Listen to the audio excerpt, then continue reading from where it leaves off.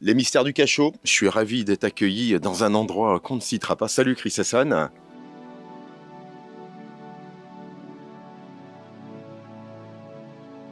Pour qu'on plante le décor, on va parler forcément d'ufologie, d'OVNI, on va revenir aussi sur ces termes, sur cette histoire, mais ton parcours est fondamental avant tout. On va dire que tu as un parcours scientifique. Oui, parce que donc après mes études ou ma scolarité ici, j'ai intégré une école d'ingénieur à Paris, École Centrale Paris, dans les années 80. Ouais. Donc effectivement, une forte connotation scientifique. Bon, c'est vrai que quand on dit scientifique, on se réfère aussi, je dirais, à une lecture, à une écriture mathématique. On va dire que la raison et le factuel, c'est quelque chose du quotidien lorsqu'on est dans la science. Oui, alors donc moi, ce qui m'intéresse, c'est dans le phénomène OVNI, ça a été de comprendre comment relier le phénomène OVNI et la science, qui aujourd'hui, il y a un gros problème, c'est que le phénomène est réfuté par les scientifiques. C'est incompréhensible. Ouais. Et donc c'est ça, moi, mes travaux ont été, mon centre d'intérêt, c'est comprendre comment c'est possible. Alors j'allais y venir parce que justement, je reviens un peu en arrière, parce que il faut quand même avoir ce background. Là, il y a de cela une décennie que tu t'es vraiment intéressé au phénomène. C'est ça. On va dire ufologique, parce que c'est vrai qu'ufologique, le spectre est large quand on parle d'ufologie. Tout à fait. Et donc, j'ai commencé, il y a 10 ans, je me suis effectivement intéressé au sujet, d'abord plusieurs années, à me convaincre que le phénomène est réel. Et donc, il y a des témoignages. Alors, le phénomène est réel et il a fallu chercher des témoignages crédibles, des gens qui sont dans les militaires américains, par exemple. Donc, là, on peut croire, on peut quand même accepter leurs témoignages. Il y avait des hommes qui se sont orchestrés.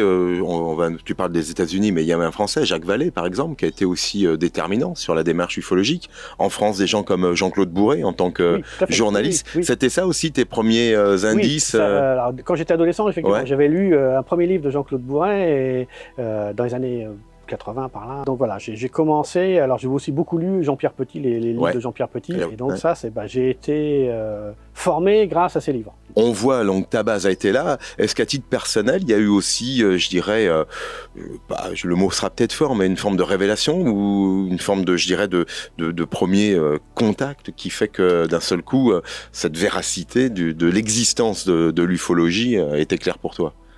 Alors bon, il a fallu que je me convainque, mais les événements depuis 2016 sont arrivés où des phénomènes un peu surnaturels se sont produits et qui m'ont guidé. En fait, j'ai quand même l'impression depuis 2016 d'être guidé dans mes travaux. Et c'est des petits cailloux qui me... Voilà, il y a des lumières, des petits cailloux. Donc c'est des idées, en fait, les idées me viennent et tout se met en place. Chris, cette démarche, tu as pu la construire aussi avec le livre qui t'a appuyé, parce qu'en tant que scientifique, il y a aussi toute une démarche de documentation. Tu allais nous le présenter, je te laisse le faire, mais... Là, ça a été un ouvrage pour toi révélateur. Alors ça, c'est un des livres de témoins importants. Et donc ce livre, au lendemain, donc la version française, c'est au lendemain de Roswell. La version originale, c'est The Day After Roswell, donc du colonel Philippe Corso.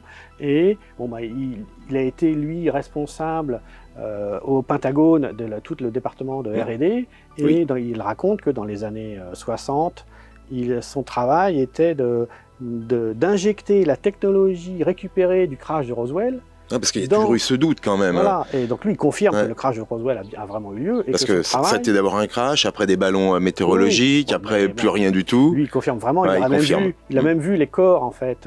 Il y avait combien, 2, 3 corps? C'est pas très clair, c'est pas très clair. Quelques-uns, il y a quelques corps, mais bon, les chiffres sont pas...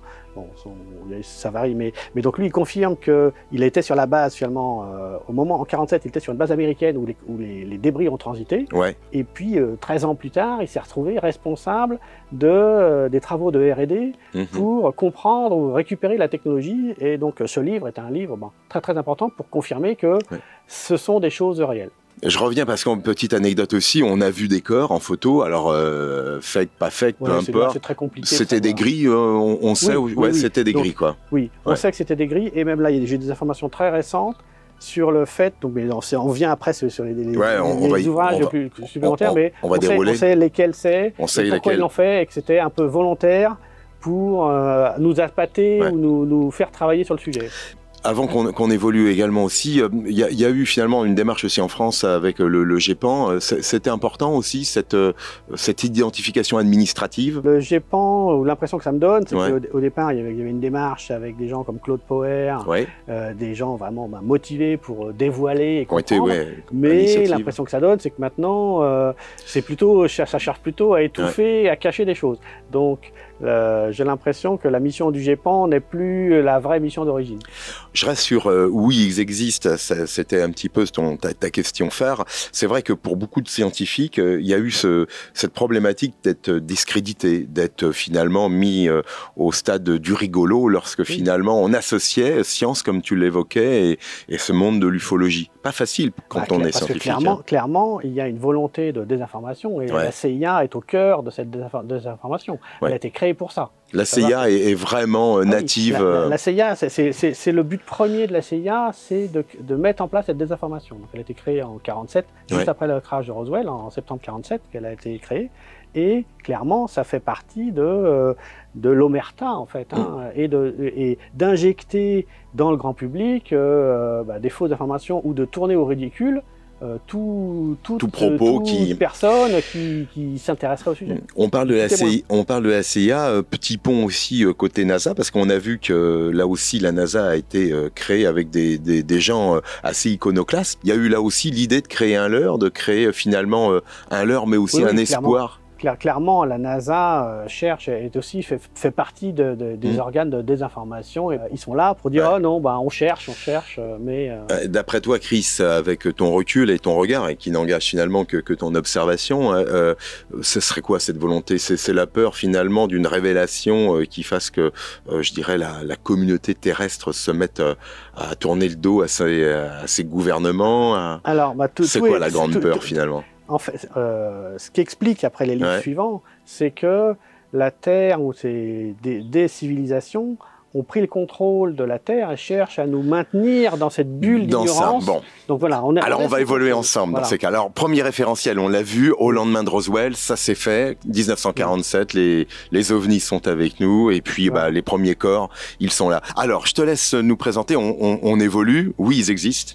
Alors, un deuxième ouvrage qui est réservé aux experts, celui-ci. Oui, alors avant d'attaquer vraiment cet ouvrage, qui est un cours de physique de Polytechnique de 1915, je voulais déjà parler de comment j'en suis venu à chercher ça. Et en fait, quand j'ai commencé, ou j'ai voulu chercher à comprendre comment ça marche, de fil en aiguille, je me suis retrouvé à devoir m'intéresser aux travaux de Nikola Tesla. Je vais juste me focaliser sur l'extrait d'un discours qu'il a donné à son 81e anniversaire. Je suis revenu dans ce pays en 1892.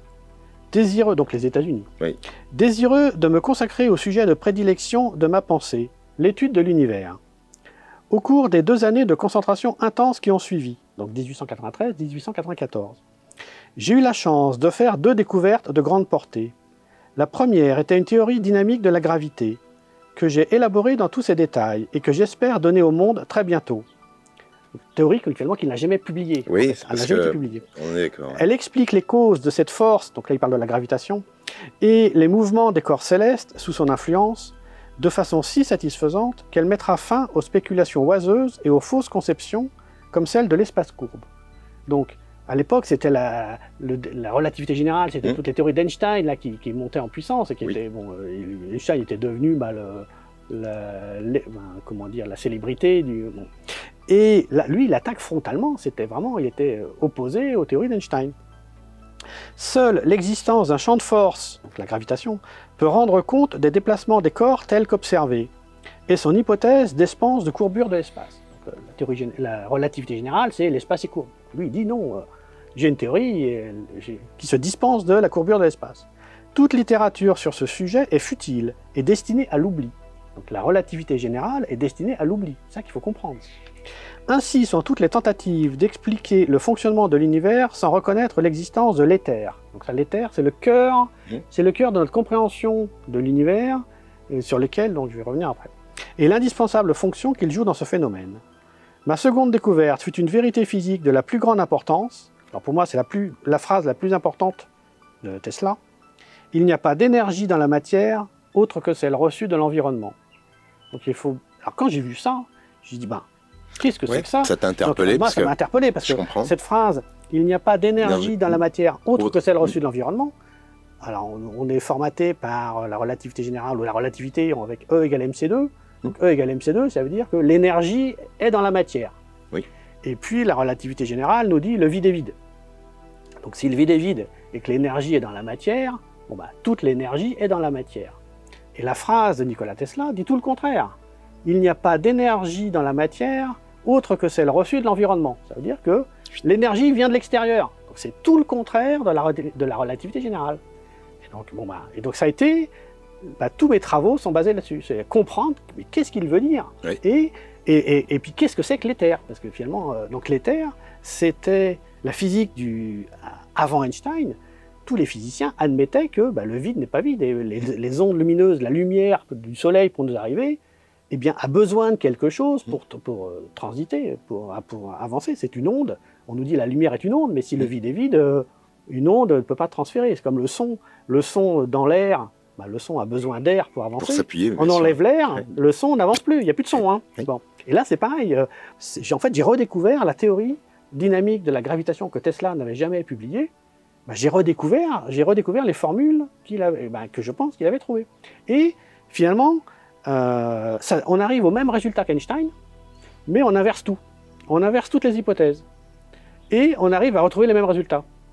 Et là, toutes les choses physiques qui ne s'expliquent pas actuellement, on bricole le modèle parce que la relativité générale, finalement, ne marche pas. Alors c'est vrai, je fais une petite aparté, on a agrandi quand même l'univers global parce qu'on n'arrête pas de découvrir une extension quasiment exponentielle de l'univers aujourd'hui. De toute façon, Einstein, lui, il a sorti sa théorie en 1905 et 1915, avec les connaissances de l'époque, et donc ça a tenu un certain temps, mais aujourd'hui, clairement, la relativité générale ne tient plus. Et donc, le vide n'est pas vide, le vide est plein d'énergie. Et c'est cette fameuse énergie que si on arrive à l'utiliser, on a accès à l'énergie libre. Parce que c'est une quantité d'énergie, mais c'est colossal. C'est l'énergie de l'univers. Il faut comprendre finalement, une planète ou un atome, ça aspire l'éther. En fait, l'éther, c'est une condensation. La matière, c'est de l'éther qui s'est condensé. C'est comme, donc, il y a de la vapeur d'eau et puis il y a une goutte d'eau. La matière, c'est comme une goutte d'eau, une goutte d'éther. La matière ou une planète, c'est un gigantesque aspirateur à éther. Et on a un schéma classique de la relativité générale où on voit la Terre comme sur un trampoline et on voit la planète et puis on dit l'espace est courbé sous la planète. En fait, ce schéma, ce qu'on voit, c'est la pression, c'est la courbe de pression. Et la gravité, c'est fait comme de la météo, haute pression, basse pression, il y a du vent. Et la formule de la gravitation, c'est l'équation du vent. C'est pas plus compliqué que ça, c'est du vent d'éther. La gravitation, c'est du vent d'éther parce qu'une planète aspire, on est emporté dans le courant, il y a un courant d'éther qui nous traverse, et c'est ça la gravitation. Et un ovni, ce qu'il va faire, c'est qu'il veut pas être emporté dans le courant. Donc l'ovni va chercher à flotter. Et donc c'est très simple, il va se créer un vortex, un tourbillon d'éther. Il va se créer un tourbillon, donc il va s'isoler dans une bulle, un tourbillon d'éther. Et donc tout le courant descendant, le courant de gravitation, donc tout le flux d'éther qui descend, il va être obligé de faire le tour. C'est comme une tornade, le courant est obligé de contourner le vortex de l'ovni. Et l'ovni, du coup, se trouve naturellement à flotter. C'est pour ça qu'il y a souvent des histoires d'ovni avec du mercure en rotation. Donc là, ils vont entraîner l'éther. Et après, il faut se propulser. Et la propulsion, il va réussir à modifier la pression. Donc il faut modifier s'il arrive à modifier la pression d'éther avec des impulsions électriques, il va se propulser. Alors j'allais dire deux choses. On en comprend finalement la circulation, puisque tu l'évoques. Pour autant, il nous faut quoi? Il nous faut quand même du matériau, parce que ces bolides, je vais les nommer bolides pour pas dire ovnis, ils seraient faits en quoi? Ils seraient faits avec des matériaux spécifiques Alors il y a soi-disant des métamatériaux qui interviennent aussi, mais là c'est quand même à la base de la vraie matière. C'est vrai que le néophyte s'aspire toujours à comprendre. C'est vrai que dans notre atmosphère, on s'appuie sur l'air. Dans l'espace, finalement, nos propulsions marchent comment? Parce qu'on s'appuie sur du vide, du coup. Oui, l'OVNI va contrôler la pression autour de la coque. Donc, s'il crée une dépression au-dessus, une surpression au-dessous, il crée sa vague. C'est comme un surfeur, mais il se crée lui-même sa vague. Et le fait qu'il se laisse porter par la vague qu'il crée annule sa masse. C'est ce que disent maintenant les théories sur le boson de Higgs, etc. La masse, c'est ton frottement sur le vide. Donc, si tu te laisses porter par la vague pression du vide, tu ne frottes plus sur le vide, donc tu n'as plus de masse. Et donc là, tu pars. Alors justement, il y a un ouvrage, parce qu'on va parler, ils sont nombreux, nous c'est vrai qu'on a rencontré pas mal d'individus qui nous ont présenté, on va dire, nos grands cousins, parce qu'ils viennent à peu près de partout, je ne les compte plus, tant qu'il y a de familles qu'on a pu nous présenter. Toi, tu le confirmes, il y a tout un ensemble. Donc pour moi, la question suivante, et c'est les questions finalement les plus importantes, combien de civilisations nous visitent et pourquoi? D'où viennent-ils et après qu'est-ce qu'ils veulent? Donc, un livre de Le don des étoiles, très important pour moi, et donc c'est le livre Le don des étoiles écrit par Elena Danaan, qui est sorti il y a 1 an. Là, elle donne tout catalogue des Alors, races. J'en connais quelques-uns, les petits gris, on les a cités, les reptiliens, quoi, une trentaine? Donc elle référence déjà une centaine de races, quand même. Plus de 57 qui interfèrent ou qui visitent la Terre. Et elle a sorti un nouveau livre qui est extraordinaire, parce que c'est une contactée. Elle a été nommée émissaire de la Fédération Galactique, qui est un groupement de races. Donc ce qu'elle raconte dans son livre, c'est qu'il y a des races positives, il y a des races négatives. Donc après, c'est tout ce que quand on dit positive, négative, c'est-à-dire au regard de notre existence de terrien, quoi. Voilà, qui cherchent alors, soit des races qui cherchent à nous protéger, à nous faire évoluer, ou des races qui cherchent à nous exploiter. Ce qu'elle raconte dans ses livres, c'est que maintenant, c'est à nous de... donc ils sont prêts à se montrer. En fait, donc il y a une loi, il y a ce qu'ils appellent la directive première qui interdit à une civilisation avancée de se montrer finalement et d'interférer avec une race moins évoluée comme la nôtre. Et c'est pour ça qu'ils ne se montrent pas et ils agissent discrètement et ils n'interviennent que si on leur demande.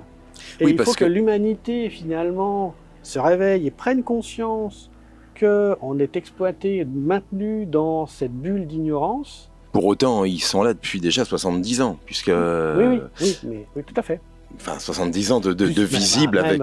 même bien là, avant. Ce sont justement les races, tous ceux qui se montrent, sont ceux qui ne respectent pas cette directive, donc la directive première de la Fédération Galactique, et qui ne respectent pas cette règle. Alors juste pour qu'on puisse, avant de conclure, alors on entend parler d'un nouvel ordre mondial, et c'est vrai qu'on tend vers une humanité qui serait une race d'hommes, entre guillemets, à l'inverse d'un ensemble de nations, de caractéristiques spécifiques. Est-ce que ça, c'est un enjeu plutôt des petits gris, cet nouvel ordre mondial? C'est ce que disent ces livres, c'est qu'effectivement, ça fait partie de leur agenda, de toute façon, de prendre le contrôle de l'humanité et de nous maintenir dans cette ignorance et de tout ce qui s'est passé depuis 2 ans.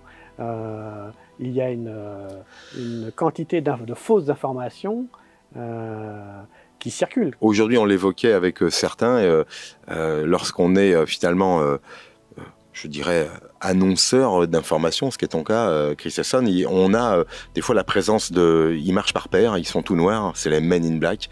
T'as des pressions de ce type-là aujourd'hui, parce que... Pas encore, non, j'ai pas eu. Je ne le souhaite pas, alors on croise les doigts. On va revenir aussi sur ta chaîne, Chris, elle est disponible sur YouTube, Chris Esson, comme le département, Sciences Interdites.